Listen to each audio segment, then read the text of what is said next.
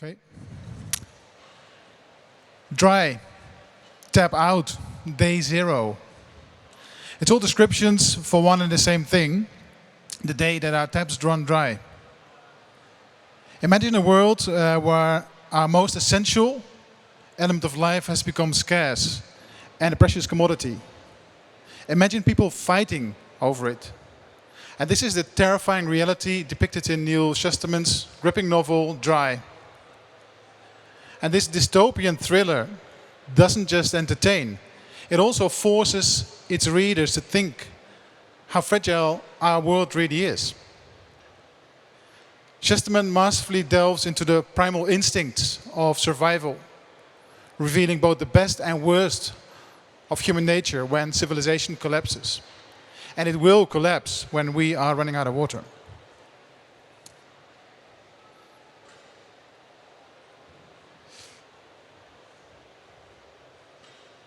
So welcome everyone, and thank you for joining us today.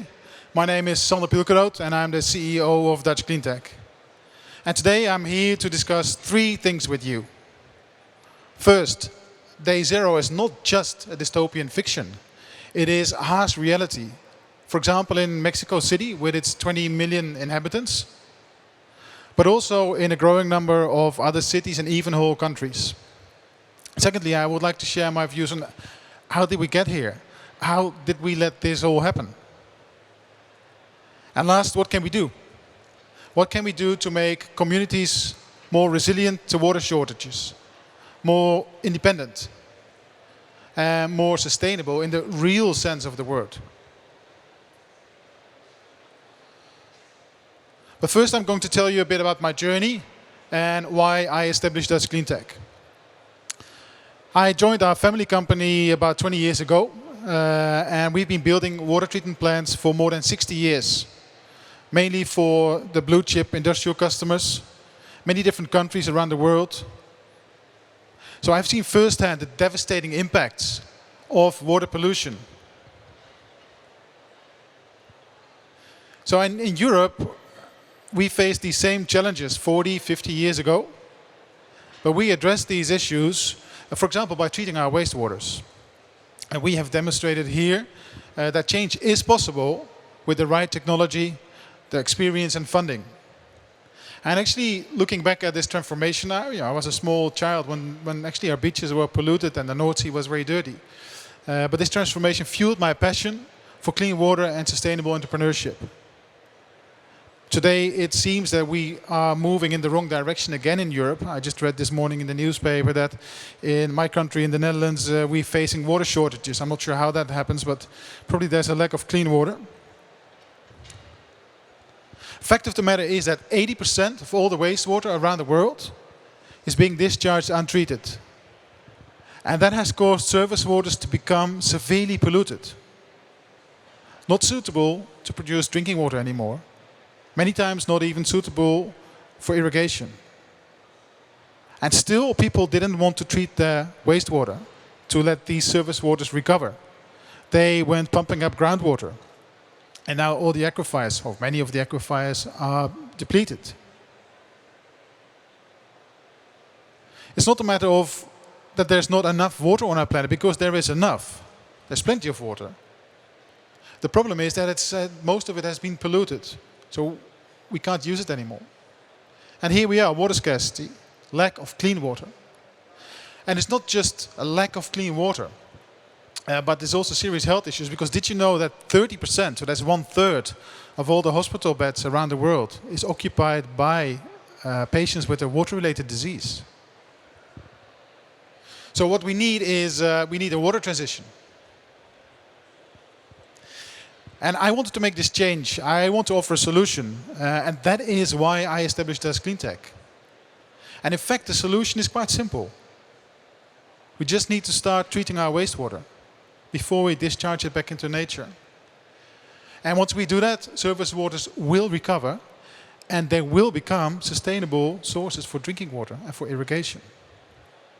It's just about restoring the natural water balance. We take water from nature, we use it, and we give it back in the same way as we took it. And to do that, we need three things. We need technology, we need expertise, and we need money. Well, the technology and the expertise we have. We have a fantastic and international team of engineers. I told you we've been working on in the wastewater treatment business for more than 60 years.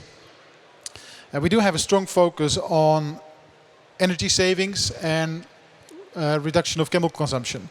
For example, our sewage treatment plants use 30% less energy than any conventional plant you can see also in Europe. And our water treatment of drinking water production plants, I must say, they use less chemicals because of smart sludge management. So far the easy part. But where do we get the money from? And we're talking about a lot of money. According to United Nations, we need to invest 100 billion US dollars per year to prevent water scarcity in the future. And the European Investment Bank is even talking about 1,000 billions per year. The fact is that the water industry, the water market, is amongst the largest and fastest growing markets in the world. So let's zoom out a little bit and see how these water projects are currently being financed. Usually by governments and by development banks, like the European Development Bank or like the Asian Development Bank. Well, governments often don't have money to invest, and that's part of the problem. And development banks, they're great institutions, but there's a few disadvantages. They're not independent because often they're politically motivated. And getting financing in place with them takes a long time because of compliance issues and things like that. And moreover, they simply do not have enough public money to cover all the investments.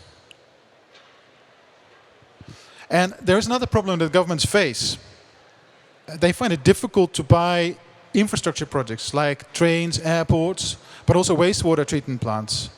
And that's logical because they are not specialists in that field. But still, they need to provide their people with clean water. So why not buy clean water? Why build a water treatment plant? Why not buy clean water from a specialist? Easy to procure, easy to measure the volumes and the quality, and easy to implement. So one night when my kids were watching Netflix, I got an idea. I thought we need to offer water treatment as a service, just like Netflix. Introduce the concept of the sharing economy to the water industry. That's a revolution. We don't sell water treatment plants, we sell clean water. But how do we do that? Well, we design, we construct, we invest, we own, we operate our treatment plants based on concessions for 20 or 30 years.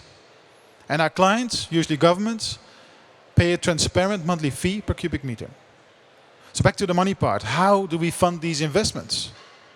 Well, we simply set up our own investment fund. To be honest with you, that sounds easier than it was because it took a couple of years to get that sorted. But what we do, we integrate fintech with ecotech in a responsible, fair and transparent way, and that's important. So right now, we are attracting money from private investors. We do that by issuing bonds. And I mean private people investing their savings, 100,000, 200,000, 500,000. So not corporations, although a few institutional investors have also approached us. But there is a thing with private investors, they want to make a return on their investment. So we offer them 7 to 9% interest. Logical, because we use their money to invest in those water treatment plants. Sometimes people have asked me if I don't find it unethical to make a profit on supplying clean water. No, I don't. Because we supply clean water, we can make a fair profit for adding this important value to people's lives. And so can our investors. I mean, after all, they provided the funding. And if we don't do it, who will? As I said, our fees are transparent, so they consist of interest and repayment for our investors, operating cost and a small profit for us, which is 6% of the capex. I think that's pretty fair. And it's important to keep it transparent because we want to prevent a situation whereby we only maximize our profits and forget to deliver a quality product, clean water. Whether that be drinking water or wastewater that can be safely discharged back into lakes and rivers. And that is also why our customers only pay if we achieve the agreed quality. After all, we claim to be the specialists in water treatment, so we need to put our money where our mouth is. Unlike certain corporations in Europe and also in the UK, who have privatized the water supply companies, and some of them, they don't deliver clean water, but they do get paid.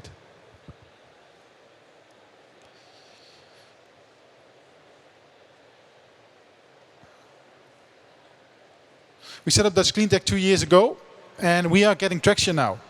We've started 2 major projects, one in Mexico City and another in Antigua, Guatemala. And these projects alone have a value of $60 million US. Our sales funnel for next year is about $500 million. And just in these 2 countries. And that's just the beginning, because our target is to invest $1 billion US before 2029. Or was, because in Mexico and Central America alone, we have identified billions worth of opportunities. So currently we are raising bonds, as I said. We do that in the Netherlands. We have issued 30 million euros worth of bonds. But that's even not enough to finance our first 2 projects. And that is why we're setting up a fund in Luxembourg. And that allows us to attract funding from all European countries, including the UK and some countries outside of Europe, US and UAE. So Dutch Cleantech has the potential to become a $1 billion company. And to make this happen, we need to invest in our organization. Oops, something went wrong here. That's okay. No worries, it's okay. So that's why right now we're looking to attract... It's fine. Okay. So right now we're looking to attract equity investment. And this is our last round of investments before our planned IPO. But Dutch Cleantech is not just about money. It's not just about making money. Because by investing and by doing what we do, we also provide millions with clean water. We improve their living conditions. And we create resilient societies. So this is an investment with real impact. And you can join us either by investing in bonds or becoming an equity partner. Thank you.